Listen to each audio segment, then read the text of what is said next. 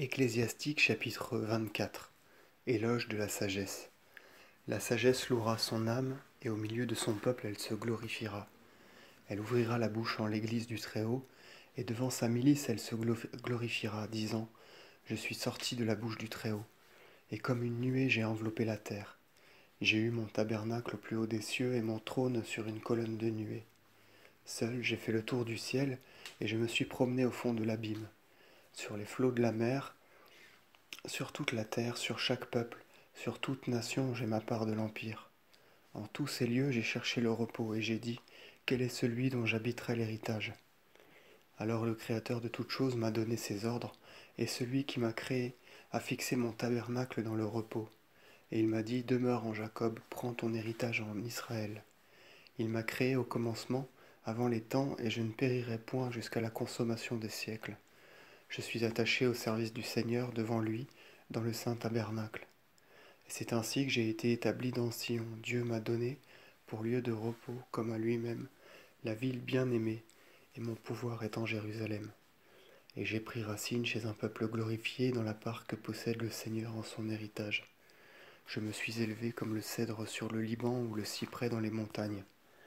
Je me suis élevé comme le palmier des rivages de la mer, comme un plant de rosier de Jéricho. Je me suis élevé comme un bel olivier, comme un platane.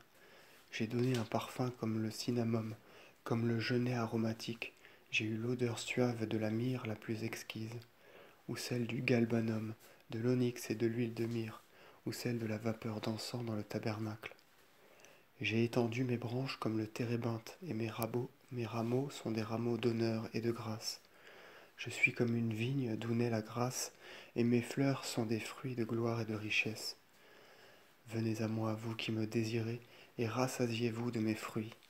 Mon souvenir est plus doux que le miel, mon héritage plus doux qu'un rayon de miel. Ceux qui me mangent auront encore faim, ceux qui me boivent auront encore soif. Celui qui m'écoute ne sera jamais confondu, ceux qui travaillent avec moi ne pêchent point. Tout ce que je viens de dire est le livre de l'alliance de Dieu très haut. C'est la loi qu'a intimée Moïse, c'est l'héritage des tribus de Jacob. C'est Dieu qui remplit la sagesse comme le fison ou comme le tigre au retour des jours nouveaux. C'est lui qui remplit l'intelligence comme l'Euphrate ou comme le Jourdain au temps de la moisson. C'est lui qui révèle la doctrine comme la lumière aussi abondante que le géant au jour de la vendange. Le premier n'a point connu parfaitement la sagesse, de même le dernier n'a pu la suivre à la trace, car ses pensées sont plus nombreuses que les vagues de la mer, et ses conseils plus vastes que l'abîme. J'ai jailli dans le paradis comme un canal sort d'un fleuve, ou comme l'eau que transporte un conduit, et j'ai dit : j'arroserai mon verger, j'abreuverai mon potager. Et voilà que soudain mon canal s'est changé en fleuve, et mon fleuve est devenu une mer.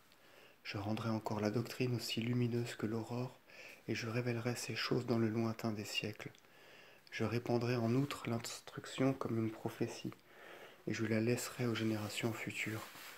Sachez que je n'ai point pris de la peine pour moi seul, mais pour tous ceux qui me cherchent.